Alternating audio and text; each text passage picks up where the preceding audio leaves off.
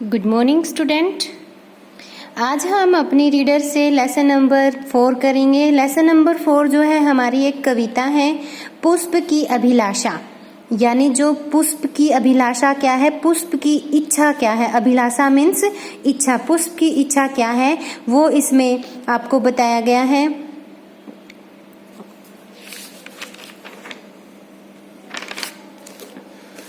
पुष्प की अभिलाषा जो कविता है वो माखनलाल चतुर्वेदी जी द्वारा रचित है। स्टार्ट करते हैं। हमें अपनी मातृभूमि के लिए शहीद हुए लोगों का सम्मान करना चाहिए।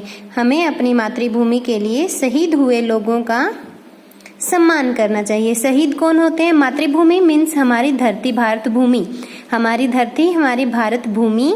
मातृ मीन्स जन्म देने वाली भूमि, यानी जहाँ हमने जन्म लिया है। शहीद जो वहाँ पर वीरगति को प्राप्त हो जाते हैं। प्रस्तुत कविता हमें अपने देश के लिए अपने प्राण तक न्यौछावर करने के लिए प्रेरित करती है। प्रस्तुत कविता मीन्स जो कविता यहाँ दिखाई गई है वो हमें अपने देश के लिए अपने प्राण तक न्यौछावर करने के लिए प्रेरित करती है। तो स्टार्ट करते हैं। माखनलाल चतुर्वेदी जी क्या समझाना चाहते हैं हमें अपनी कविता में। चाह नहीं मैं सुरबाला के गहनों में गुथा जाऊं। पुष्प क्या कहता है, फूल हमें क्या कहना चाहता है कि चाह, इच्छा। चाह मीन्स इच्छा। पुष्प कहता है कि मेरी कभी यह इच्छा नहीं हुई कि मैं सुरबाला के गहनों में गुथा जाऊं। गुथा मीन्स पिरोया जाऊं, यानी मेरी कभी भी ये इच्छा नहीं हुई कि मैं सुरबाला यानी कोई राजकुमारी के बालों में गूंधा जाऊं या उसके बालों में सुशोभित हूं। चाह नहीं प्रेमी माला में बिंद प्यारी को ललचाऊं।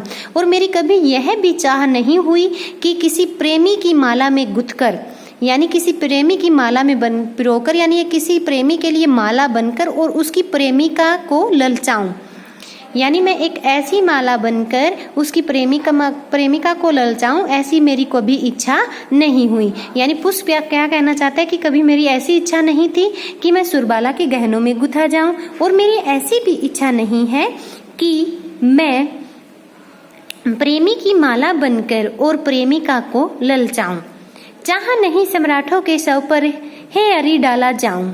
कहता है कि मैं हरि, हे भगवान, मेरी तो कभी ऐसी भी इच्छा नहीं हुई। सम्राट मीन्स जब राजा लोग मरते हैं तो उनको फूलों से सुशोभित किया जाता है, उन पर फूल चढ़ाए जाते हैं। शव उनका मृत शरीर, यानी यहाँ पर फूल क्या कहना चाहता है कि मेरी कभी ये इच्छा नहीं हुई कि मैं राजा महाराजा की शव पर चढ़ाया जाऊं, उनके ऊपर मेरा यानी प्रयोग किया जाए। चाह नहीं मैं देवों के सिर पर चढ़ूं, भाग्य पर इठलाऊं। और कभी मेरी ऐसी भी इच्छा नहीं हुई कि मैं देवताओं के सिर पर चढ़ जाऊं।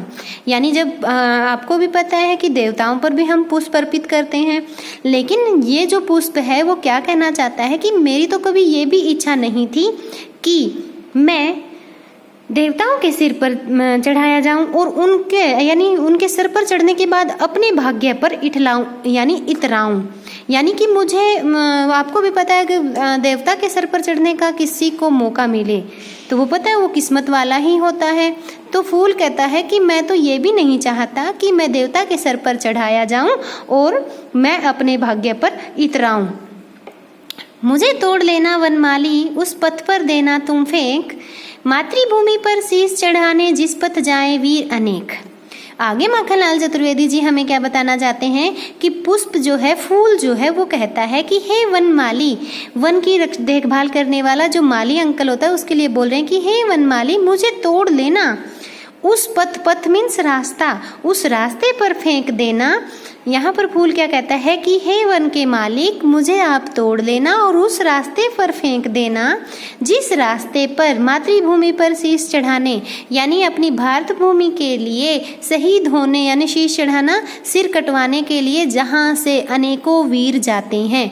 यानी आपको भी पता चला इसमें कि फूल की जो एकमात्र अभिलाषा है, एकमात्र इच्छा क्या है, वो है कि वो ऐसे रास्ते पर बिछ जाना चाहता है जिस रास्ते पर भारत माता के सैनिक जाते हैं। भारत माता के वीर सपूत जिस रास्ते से जा रहे हैं, सिर्फ और सिर्फ फूल उनके नीचे बिछना चाहता है। यानी एक पुष्प की अभिलाषा यानी पुष्प की चाह के आधार पर ही माखनलाल चतुर्वेदी जी ने कितनी अच्छी बात हमें बताई है और हमें सिर्फ और सिर्फ ये समझाना चाहते हैं कि हमें भी उन देशभक्तों के लिए, उन वीर सिपाहियों और वीर पुत्रों के लिए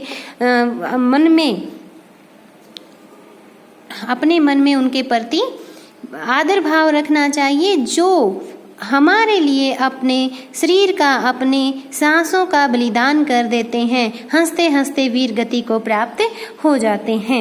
उम्मीद करती हूँ कि आपको ये जो पोइम थी बहुत अच्छे से समझ में आई होगी, और समझ में ही नहीं, साथ के साथ जो कविता है हमें क्या शिक्षा देना चाहती है।